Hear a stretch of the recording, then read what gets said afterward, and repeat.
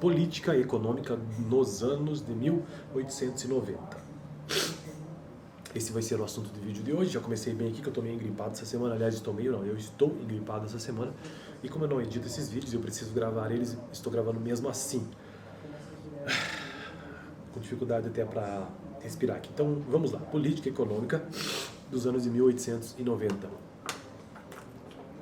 Eu estou gravando esse vídeo como parte de uma playlist que eu estou construindo aqui no canal aos poucos, como base, né? Sobre história econômica do Brasil. E o livro texto base que eu estou utilizando é este daqui, ó, A Ordem do Progresso, 100 anos de política econômica republicana de 1889 a 1989.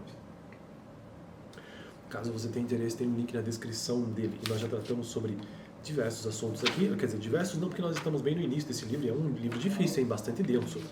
Estamos no capítulo 1, que diz o seguinte: a primeira década republicana. Lembrando, a proclamação da República é 1889, então a primeira década é neste período, né, até 1900. Hoje vamos começar então política econômica dos anos de 1890. Até agora nós já entendemos que o Brasil ele teve diversos fenômenos até que nós não tratamos sobre aqueles ciclos econômicos anteriores, por exemplo, o ciclo do ouro, ciclo da cana, enfim, entre outros ciclo mesmo do café, pelo menos anterior, nesse período, porque isso eu teria que abrir uma outra playlist específica que é História Econômica Geral do Brasil, alguma coisa assim. Eu resolvi começar a partir da República, quando de fato nós temos ali políticas econômicas estruturadas. Então vamos lá, tratei sobre trabalho assalariado e a política monetária já, inclusive, e o quanto que isso afetou, né, porque lembrando, nós tivemos a abolição da escravatura, e isso impactou significativamente o Brasil em 1888, por conta desta liquidez, né? Então o Brasil não tinha uma estrutura financeira de bancos bem estruturada, muito pouco mesmo, que já era um problema quando o Brasil tinha aquelas sazonalidades, ou seja, aqueles altos e baixos de alguns períodos específicos, por exemplo, no período do café, da colheita, alguma coisa assim, os bancos não tinham essa estrutura para fornecer essa liquidez de dinheiro. Mesma coisa aconteceu quando acabou-se a escravatura e começou-se o trabalho assalariado. Houve uma grande necessidade de recursos monetários, inclusive houve um aumento de moeda em alguns períodos nesse começo por conta disso, porque era necessário que tivesse circulando na economia moeda. Então o trabalho assalariado ele complicou um pouco no seu início a economia do Brasil. Mas vamos ao tópico do vídeo de hoje, que são muitas páginas, então eu apenas começarei e vou fazendo a leitura e vou ver até onde que, a hora que eu sentir que eu tenho que parar, eu paro. Política econômica nos anos de 1890. O retorno ao padrão ouro seria um dos principais elementos de um projeto de política econômica bastante bem articulado. Então, o retorno ao padrão ouro. Campos Salles, 1988, descreveria o programa de Ouro Preto como uma missão de esmagamento, sendo que o próprio Visconde o veria como uma tentativa de inutilização da República. Além do padrão ouro, a outra importante medida de política econômica tomada por Ouro Preto, uma importante cidade, seria a criação dos chamados auxílios à lavoura. Trata-se de um vasto programa de concessão de crédito destinado a servir como compensação aos ex-proprietários de escravos. Então era o Estado tentando suprir essa necessidade. Sendo, todavia, os auxílios distribuídos pela rede bancária privada, né? E havendo, em contrapartida, uma contrapartida de recursos da parte dos bancos da ordem de 50%. O programa resultou em uma distribuição bastante seletiva dos créditos que favoreceria, em última instância, como bem colocou o Jornal do Comércio, retrospecto comercial de 1889, página 5, abre aspas, a lavoura que tivesse condições de vida, dessa forma selando a sorte do segmento insolvente da cafeicultura, vale dizer, das fazendas do Vale do Paraíba que foram beneficiadas. Indiscutivelmente, ao apressar a realocação de recursos inerentes à transição para o trabalho livre, essa transição, né, favorecendo os segmentos dinâmicos da lavoura, ou seja, algumas regiões agrícolas, em detrimento de outras, os auxílios reordenavam as benesses econômicas do Estado e, consequentemente, reordenavam suas bases de sustentação. Então, esse primeiro parágrafo já nos traz essa ideia de que, já desde o seu começo, por conta da abolição da escravatura, nós tivemos certos grandes produtores aí da lavoura que foram beneficiados pelo governo, dos seus empréstimos. O retorno do país ao padrão ouro far-se-ia, conforme já mencionado, em função de uma situação cambial extremamente favorável. A taxa de câmbio atingiria a paridade em 1846, em outubro de 1846 de 1888, sem que isso estivesse associado a nenhum esforço deflacionista.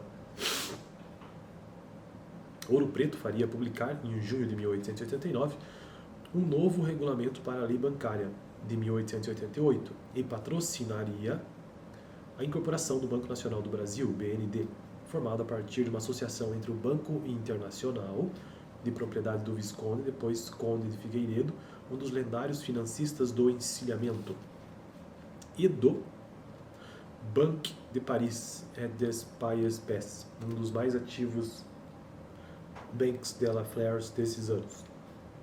Vou fazer a leitura de apenas mais um parágrafo e aí pararei por aqui.